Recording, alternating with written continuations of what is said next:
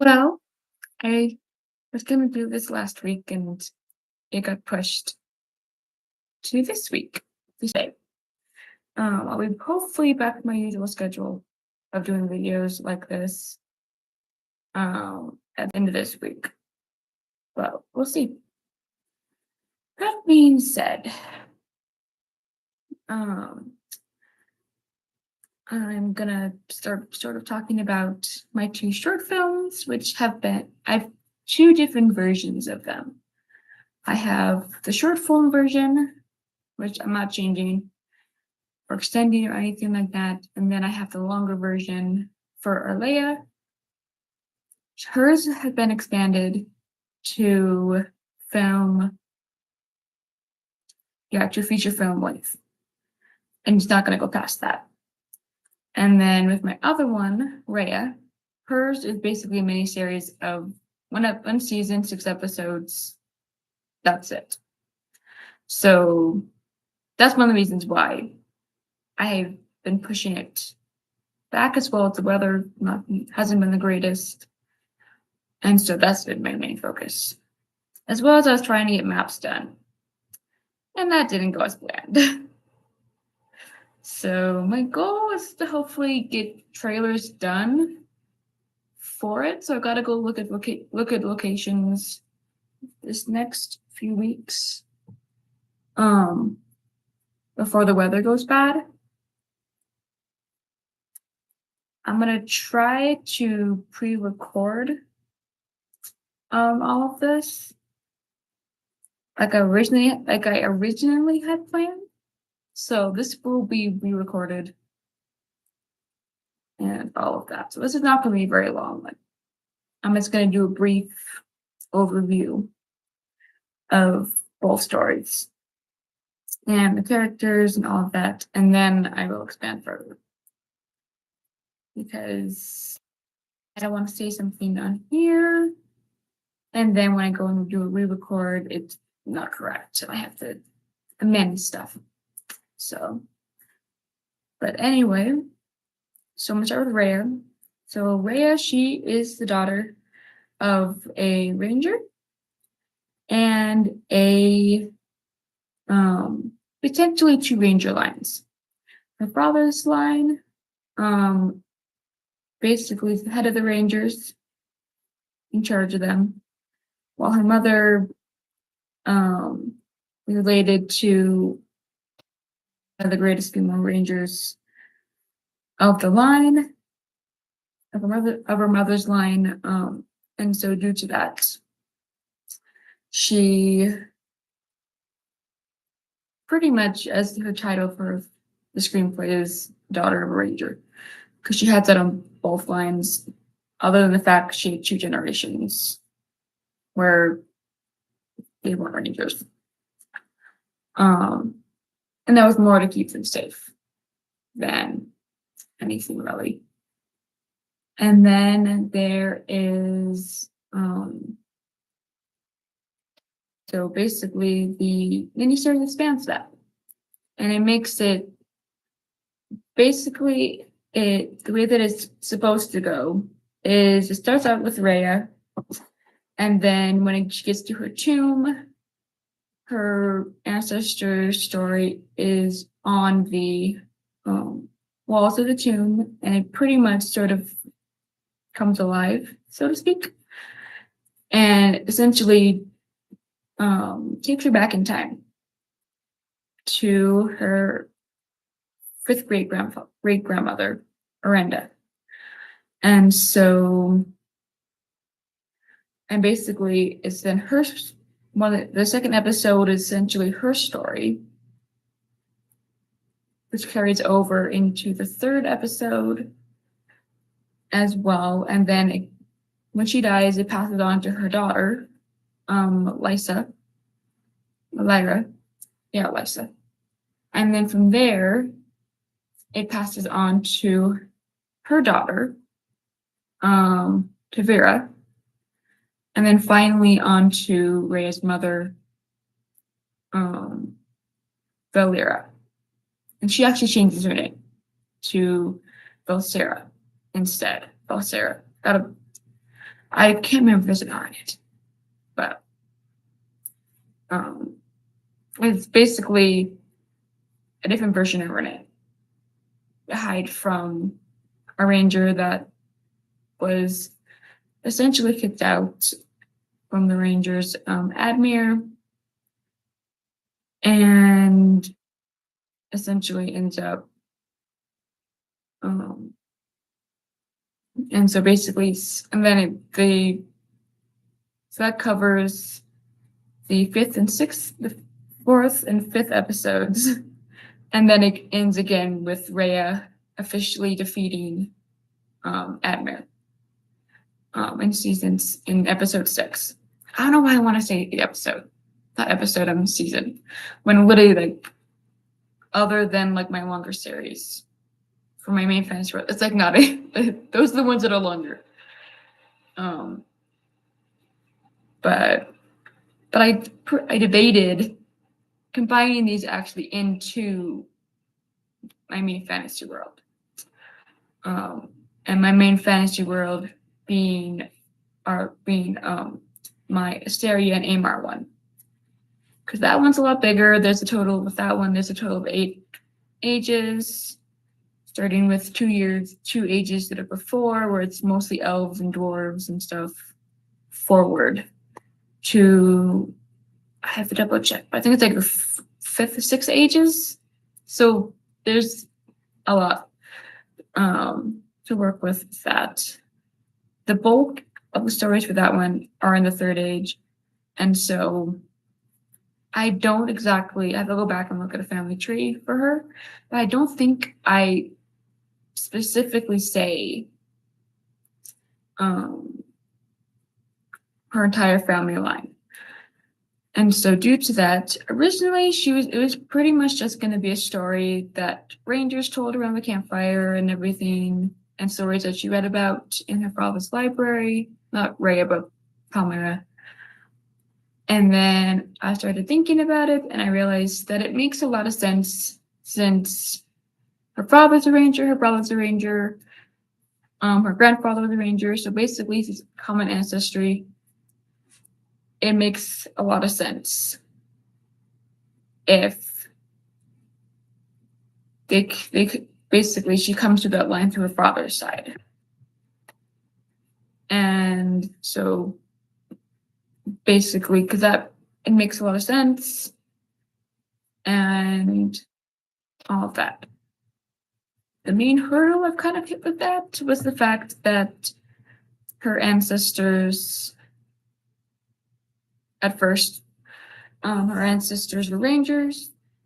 Basically, Ryia becomes the leader of the Rangers. And so, but then I added in a brother for her, Talon. And so basically, I'm going to have him come and Palmyra's father come through that line. So I got to go and double check that I might make some changes to the family tree due to that. So then with Aerlia's is the best way to describe it is that it's similar in a sense to the story of Baron and Luthien from Lord of the Rings, from Middle Earth, and so from the first stage. And the reason for that is the fact that it includes jewels. Each one's a different color, and I represent each of the different elven, I want to say clans, but regions, where the elves live. So basically river elves, high elves, dark elves, etc.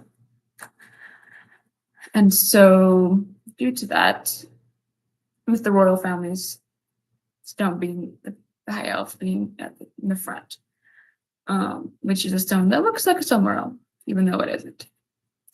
And so basically tells the story of Dave and enemies attacking them called Malgoth, and they end up, she doesn't necessarily what's different than a lot of fantasy stories is that she doesn't really defeat him. he takes the fake jewels and rides off. And so essentially he's still out there. And so I'm putting that story into the family line as well through her mother's line. Because both her mother and her father's Palmyra's family lines on both her father's side and her mother's side are both elven. They both have elven ancestry. With her mother's line, it's more prominent because the elven lines were basically for more generations than her father's. And so due to that, there's still the elven, there basically is still many of the elven qualities and stuff like that. It's one of the reasons why Palmyra looks more elven than and other people in the city. And that's why she's kind of sort of like an outcast. So if I'm referring to Palmyra during this, there is a reason. They're both the story decided to connect them in and stuff. But due to the fact that they have to keep their elven side pretty much quiet, these are just stories. Other than the ring and everything. She doesn't learn that these stories are actually part of her family history until after her until essentially after she's a little bit older. I will be telling another story that's included in it that she's read about and everything. That is about the dwarven tunnels behind the city of Ryia. I've started the base part of the map. It is large. Much larger than I intended it to be. So it's gonna be fun to try to get it done. I have it rolled up so that we don't have to worry about rolling it up again. But I gotta draw over it. And it didn't line up all the way in certain sections, but it's gonna be used for both making the sets as well as actually in the film. Or in the series. So but yeah. So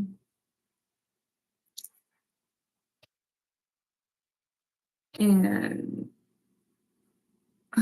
so essentially with Admir, he served with Arinda, and Arinda essentially when he kills her, curses him, excuse me, not him. She curses him that he will not live. He will not rest until one of her female descendants, kills him. And even she doesn't fully know who that is, other than basically it gets past, other than the fact that it's one of the last daughters in her line. And so that just happens to be Ryia. And basically she knows that she'll be hidden, especially as Admir gets more bolder and does everything he can to find Arinda's sun sword. Because on the sword, on the hilt, is sunstones. And so when he tries to take this sword from Arinda, when she's basically mortally wounded, she will not give him the sword. And so he takes it by force, which the person who made the sword for her told her that if anybody takes the sword by force and is not a daughter of her line, will be burned by it. So another ranger could try to take it, one of her, basically her own blood, and it would burn him. So it only responds to the female side of the family, of her basically her direct line. And so it's one of the reasons why when Ryia asks why he can't, her uncle, who she doesn't know is her uncle, Amor, tries to basically tells her he cannot go in with her, he cannot touch it. That is why. Because Orinda essentially basically made sure it was made so that way, because she knew that men could be more easily corrupted by the sword's power and everything than her female line. And so, due to that, she ends up actually ends up making the sword. Basically her dying oh wow, I can't talk about 7. Not good. Because I know the story, I'm working on it currently. So basically I'm getting notifications on my computer, so that's my phone, so that's the trigger. And so basically she makes it, her dying request is to basically be buried where none can find her. And that is basically so Admir can't find her, can't find the sword and try to take it. And so there's a lake that she saw and woods and a waterfall and everything. And it's where basically she tells her second in command, Varric, that she wants to be buried there. She doesn't want to be buried where the Rangers are buried. She doesn't be buried in the village where she grew up, where she was born, or the village where her daughter's at, in order to keep the sword safe and out of Admir's hands. And he does as she requests, and basically after anybody who was involved with burying her ends up basically going their separate ways and told to forget where. The only one who knows directly where it is at is her second in command. And that doesn't change. She makes it very clear. And so he basically passes that knowledge down to Amor, as well as a symbol in which can be used to open it. And basically Rhea's ancestry and history and everything is basically kept a secret from her to keep her safe, because both Fallon and her mother, Valera, are trying to keep her safe. And they know it's just a matter of time before Admir and his men find them. And so I have it back on my screen, but when she's about 13, he does end up finding them. And so she ends up having to be raised by her uncle. And she basically ought to be a ranger by him, as well as he's protected by him as well. And as well as other children of other rangers basically come and they support her and help protect her and everything, and keep her, basically try to keep throwing Admir off her trail, because they know he's hunting her. He's been hunting her since, he's been basically doing everything he can to get into that, basically to find the sword. And originally his plan was to actually marry Rhea's mother. And both Amor, her cousin, and her father, both of them, which is Rhea's uncle, is he survived a family tree, but I can't open my stuff, so I have to reach out my computer, which I've been putting off.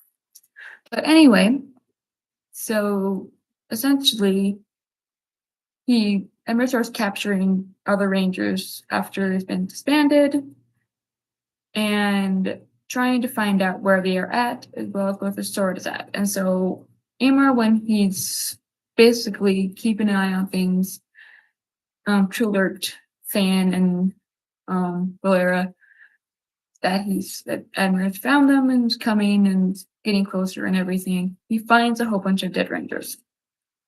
And those rangers, he ends up basically burying. But they bear the mark, basically all the black mark on them. And that black mark is from the hand that touched the sword, Miranda's sword. And because it burned his hand so bad that it basically gets a spot on his hand that is blackened, and basically his hand does not look good. And so he basically uses it to try to get information. And so due to that, he does pretty much everything that he can to find them. And her does find Ryia until after she finds the sword. Because her ancestor, Arenda, basically told her, "You're going to have to kill Admir." And she doesn't want to do it. And so due to that, she has to decide. Oh, dry throat. Basically, both Anad and Admir are basically like, if she told you that, there's a reason behind it. Like, there's a specific reason. And, like, it's best not to go against your wishes and everything. Like, if you still, like, if you don't want him to hunt you, you are gonna have to, like, take him out, pretty much. And so due to that, he basically has to wrestle with herself. And when he does try to take the sword from her, and so he tells, to which she won't give it to him either. So between those two, and so Admir basically tries to force her hand into giving the sword to him, which she does not do.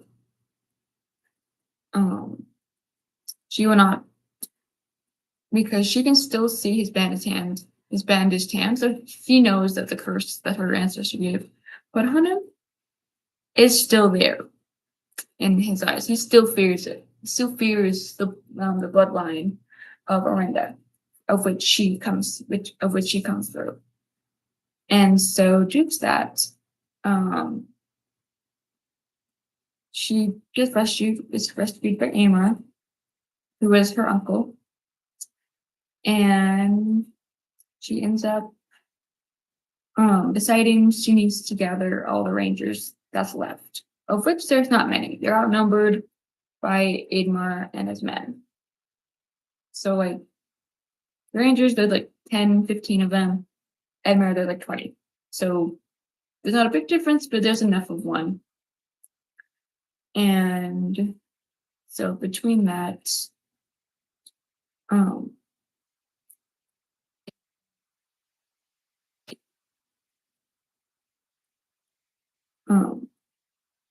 and she does finally realize that she will have to do this, whether she likes it or not, in order to keep her safe, keep the rangers safe, and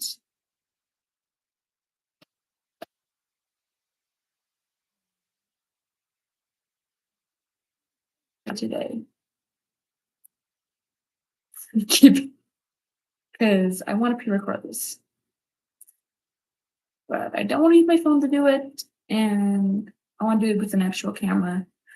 I am going to work on getting trailers done for my series, as well as for my short films, / features / other stuff. But my plan is to hopefully get some costumes done over the winter for them, so that way I can just film during this late spring and summer. That is the plan. I'm currently doing most of the stuff on my own, so it's going to probably take a little bit longer.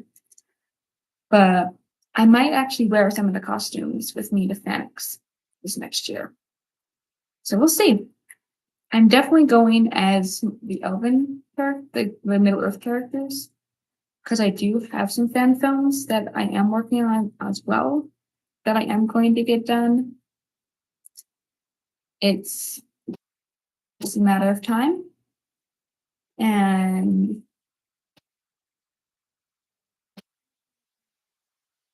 what I will talk about, that one is darker. I will just say that now. It is darker. Compared to two that have dark points in it, this one is mostly dark. It's the best way to describe it is that it's very much darker. It's sure I don't know how to describe it, but it's one of the darker things that I've read in, to be honest. But also not as big as Asteria Amar Fantasy World is. It's much smaller. With that one, the only elves, dwarves. Nope, there's no dwarves. Correction. There is still there's like a very small pocket of dwarves, but there's elves, men, and then just a small pocket of dwarves that live in one of the mountain areas, and that is it. Like there's literally like nothing else. So due to that, it's more the best way to describe it, I think, is it's more medieval fantasy than my Mysteria Amar. That one is more along the lines of like Middle Earth type in a sense. Just due to the fact I still have to include the wizards and everything into that one. But I am not there yet. I have to figure out how they fit in and stuff. But I do have longer screenplays, longer series, but the monthly parts of it I'm doing first. I need to get done first before I do those. Those ones are 5, because all the series that I'm doing, other than I think 4 of them, those characters are already dead by the time the main series are basically happening. So, but I wanted flashbacks and stuff from them. So due to that, I ended up doing that. I decided to do these first, and I'm actually really glad that I am doing it.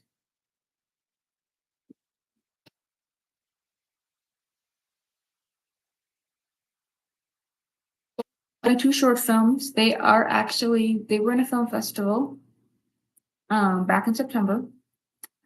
They didn't win anything, but just the fact that they were included, they were nominees.